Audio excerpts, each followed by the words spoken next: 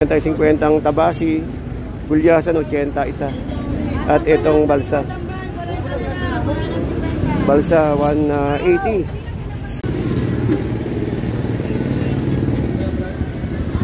$170. At dito yung tumpukan 50 kay kuya. Okay, so guys, update tayo ng sitwasyon sa May Malabon. Tignan nyo, ito yung mga 50han po natin, no? Yan, 50 lahat to. Ito, 50. Nay, magkano 50 lang, Nay, no? 50. Ayun, no? O, sandaan daw to. 50. Ayun. Ito, 50. Ito, magkano tumpok dito, te? 50. Yung 50, yun, ganda, malaki. Mamaya na, babalik lang ako. Yun, 180, 200 yung yellow pin po natin. Medyo tumaas ng konti, pero ano, medyo okay na to, 180. Marami ba isda sa loob kaya kagabi? Maraming isda. Hindi ako nakapasok kanina madaling araw.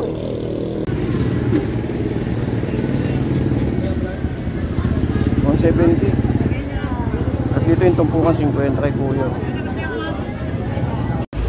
Oh, 180 kilo pusit natin. May tumpukan tayo dito.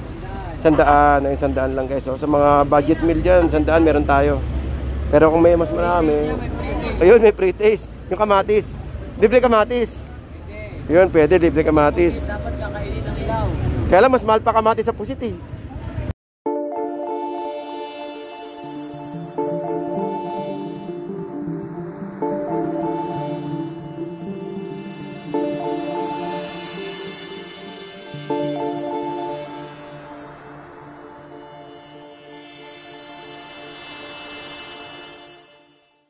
Alright, so good morning no. Good morning po sa inyo lahat. Shout out po sa mga kababayan po natin sa may Malabon.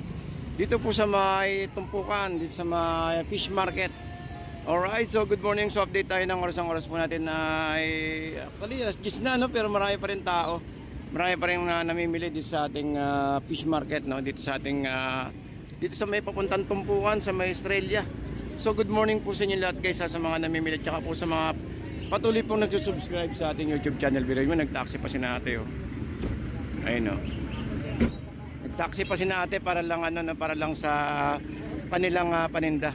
Kanilang pinamili pala. So yun, oh, so gaya ng binanggit natin sa inyo, araw-araw naman po yung natin, araw-araw po yung ating tumpukan po dito sa may ano, Malabon. So gaya ng binanggit ko sa inyo nakaraan, mamili sila ng ano ng kaya ano, mataas ba hipo natin? Mataas? Tumaas, no, grabe. 320. O yan ha, 320 narinig nyo kasi nakaraan may nambas sa akin. Sabi, yung unang first week daw, may malang daw ako, may masabi lang daw ako para lang daw mamili daw yung mga tao. Sabi ko, mamili sila ng maaga dahil magmamahalang hipon. Ayun, nangyari na nga, no? Wala pang ano, wala pang Pasko dahil sunod na linggo niyan, magpa 400 na po yan. Kaya ako po sa inyo sinabi nakaraan na mamili na kayo ng maaga kasi para makatipid kayo. Di ba kaya, no? Hindi dahil para makagawa tayo ng content, hindi po 'yun, para hindi pare-parehas ang presyo. Oo, hindi pare-parehas. Oo, yan tulad sinabi ni Kuya, oh. Kasi nakaraan mura ang hipon tsaka mura isda. Kaya sinasabihan ko po kayo na mamili para sa ganun makatipid po kayo. Hindi ko po ginawa yung content na yun para makapaggawa tayo ng video, hindi po para po sa lahat, para makatipid, di ba Kuya, no? Eh tulad yan, hindi na bababa yan, no? Wala na yan, hindi na bababa yung hipon na yan. Malabo na yun, 280, malilit na yun. Nakaraan, grabe ang hipon, napakamura talaga ng mga hipon natin. Buti naka 30 rin ako nun. Oo, eh sabi ko, tulad ngayon, ang hipon natin ngayon sa 320, 380. Lalo kaya may mga bagyo. Oo. Hirap ng istanya, kaya mamanap na yun. O yun nga eh, o yun. Ano kayo nyo ngayon? Hipon? Kanino? Kay Potpot? Magkano? 320, yun na yun. Yun lang. Oo. 10 lang, no? Oo. O yun guys, no? Dito po kasi sa Malabon, hindi naman ganun kalaki ang tubo nila rito. Tapos sinabi ni Kuya, yung nakakulay pula. Tumataas po talaga ang presyo ng mga hipon natin. Tulad ngayon, no? Mag-Christmas. Kaya ko po sinasabi sa inyo guys na, na bumili po na po kayo nakaraang linggo dahil napakamura po ng isda po natin. Actually yung hipon natin nakaraan nag-range lang po siya ng 200 pesos to 230. Actually 230 Hindi na po biro yung 230 na karan dahil napakalaki ng mga hipon na yung 230. Buti nga siguro meron ako 40 kilos na nabili. At stock ko ngayon para sa aking nalalapit na tempura sa mga susunod na linggo. So kaya sinasabi po yung ganun para mamili po kayo, para hindi po dahil para para may masabi lang ako, hindi po. Para makatipid po kayo kasi kung nangyari man yan, nakabili kayo ng time na yon, kung may mga kainan kayo o restaurant o nagbo-buffet kayo o kung ano man, kung may handaan man kayong nakahanda, naka-ready sa Pasko at bagong taon, hindi na po kayo mahihirapan gawa nga ng mura po yung hipon. Can you imagine guys, 200 pesos na karaan, magandang klase na, no? 230, halos jumbo na. Uy, yun yung hipon natin, 300 oh. Mahal na hipon. Ha? Mahal na ng hipon.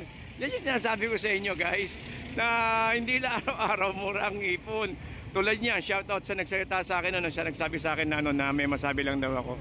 Shoutout kay kuya, ganun pa man, di natin pumapatol sa ganun eh.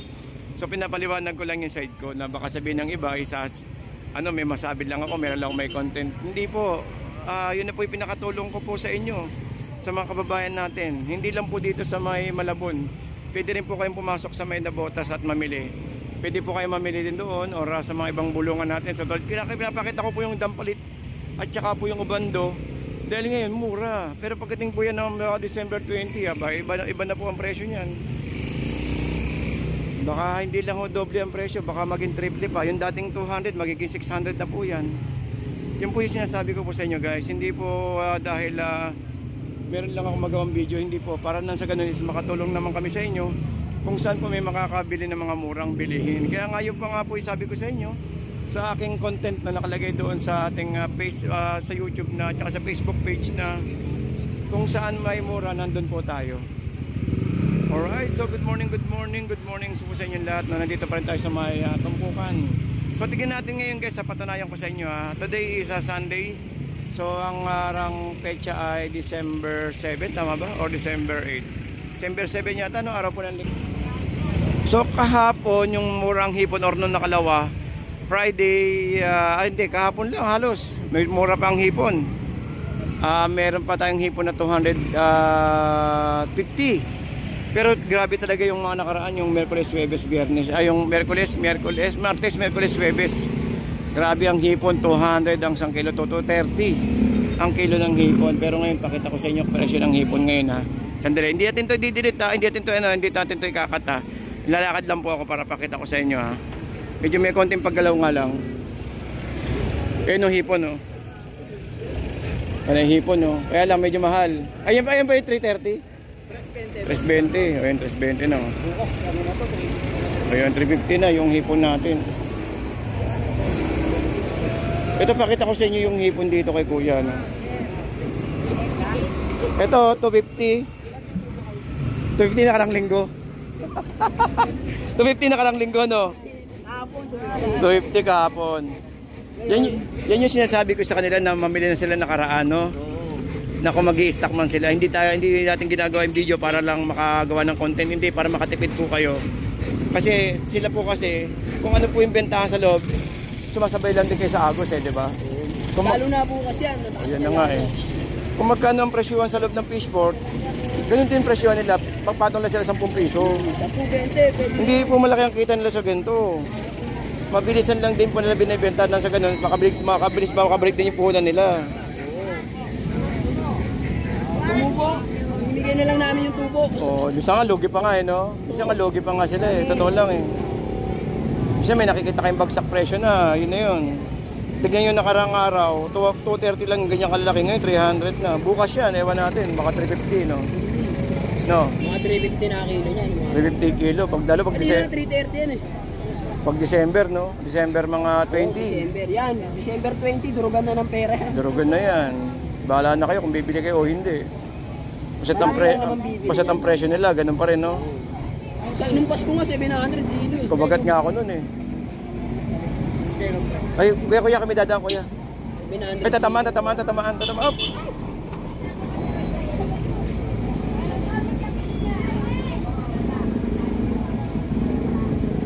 Di pa pwede. Ito guys, Ito to, ano to, 230. Hindi ba nakarang linggo 230? 320 yan. Ah, naging baliktad tuloy. Maganda yan sa ipon nila eh. Oh, yan. Hindi nakarang to 230 ah. Nakaraan. Yan yung sinasabi ko sa inyo guys, no. Hindi lahat ng araw is pare-pares ang presyo. Nakaraan 230 lang to, 220 pa nga eh. Kasi nakaraan may nag-comment sa page sa YouTube ko na may content lang daw ako, mema lang daw ako. Sinasabihan ko daw sila na mamili na maaga. O ngayon, tignan nyo ang presyo ng hipon, di ba? Mataas na ulit. Mataas na uli. Nakaraan, nakita nyo, 230, 220. Ayaw nila sulitin yung Ayaw mura. nyong sulitin yung mura. O tulad yan, bibili kayo ngayon ng ano. Oo, yun nga. Sana i-bash nyo ako guys ha. Huwag ko siya masyado. Konting bash lang naman. Huwag naman yung below the belt na ano. Ayun, o, tignan nyo naman yung hipon guys. Pakita ko. Oo. Lambot yan man. Hindi kasi nakaraan sinabihan ako ng ba't ko daw sila sinasabihan na mamili daw na maaga samantala matagal pa daw Pasko. O sige ngayon kayo mamili, malapit na Pasko. Ayan nga, nakita ko. Oo nga eh. Sabi ko sa kanila, mamili na kayo ngayon kung sa may mga ano dyan, yung mga nag-i-stock ng konti. Para sa ganun, pagdating ng Pasko at bagong taon, hindi kayo magulit sa presyo tulad ngayon. O, 300 na. Diretso na yan, no? Wala na, diretso na yan. Dire-diretso na to. Diretso na yan. Buti nakaipon ako 30. 30 kilo. Oo. Ay, sorry ah. Kung may bagyo, yan. Pwede, kung nadali ka lahat, magbababa. So, kung sabay-sabay, no? Pero kung tao, mabit na ano, Kakaroon yung 250 kaso maliliit na. Oh, maliliit na yan. Yung mga panggulay na lang, no?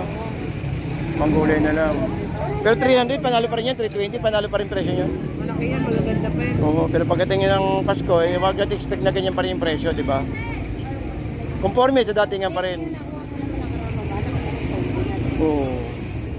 Maganda yung Sa ganda kasi ng ito. Mm. Yung 40 sa... Pero meron naman yung magandang mababa. Kailan ba ako siya lang yung may hipon ng panahon na yon, mga alas 7 ng gabi? Bagyuan yun. Yung bagyuhan, nakuha 200, ang lalaki yun. Alam mo,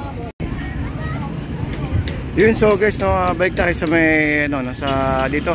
Sa ating tumpukan, so nakita nyo naman guys yung gaano kamura yung ano natin dito, yung mga hipon natin. Pero mas mura po mga nakarang araw or linggo dahil nakaraan talagang ramaratyada sa 230 to meron nga 280 at meron ding 200 yun, no. So pero ngayon gawa nga ng nagbabalik na yung normal na nagbabalik na yung ano natin, no, yung pagtaas ng presyo ng ano ng hipon. Kaya hindi natin alam kung ito is budget na ba ito ng ano no, ng umpisa ng season ng pagmahal dito sa Malabon. Dahil gawa nga ng papasok na yung ating Kapaskuhan. Ako talaga namang ito yung mga panahon talaga na nagkataas yung presyo dito. Gawa nga ng mataas din yung presyuhan sa loob. Kaya yun din po rin presyuhan sa labas nila, no? Hindi na sila makahabol ng presyo. Kung mura po yung presyo sa loob, mura din po nila may bebenta sa labas. Kaya lang kung mahal sa loob, talagang mahal din po yung pagkuha nila, pagbenta nila sa labas. Ganun lang po yun. So yan po yung masabi ko guys, no? Kaya ako po kayo sinasabihan na mamili na karang linggo ng mga bagay-bagay na pwede nyong mabili sa mga murang halaga. Alright, so tara samahan nyo ako update tayo, tingnan natin yung presyo sa taas, sa may bandang taas, yung mga 50-han dun kinananay. Actually tanghali na at ito yung sitwasyon pa rin natin sa may Malabon. Pero ganun pa man, hindi pa rin nawawala yung mga tumpukan doon sa may taas. Sa halagang 50 pesos is marami na kayo mabibili. Kaya lang gawa nga ng mataas yung natin, yung yung magkapasko, kaya mabenta ang hipon natin. Pero yung gaya ng sinabi ko sa inyo, medyo tataas na po ang presyo itong mga itong mga sunod na araw or sunod na linggo. Oras natin ay 11:13. 11:13 at tignan natin yung sitwasyon ng pwesto sa taas dahil 11 na so yung iba ay nagyayelo na, no? Pero iba naman nagtitinda pa rin gawa nga ng nagbabakas sakali na makabenta dahil marami pa rin naman nabibili kahit na gandong mananghali na lalo't pag Sabado, Linggo kahit tanghali nakabukas sila.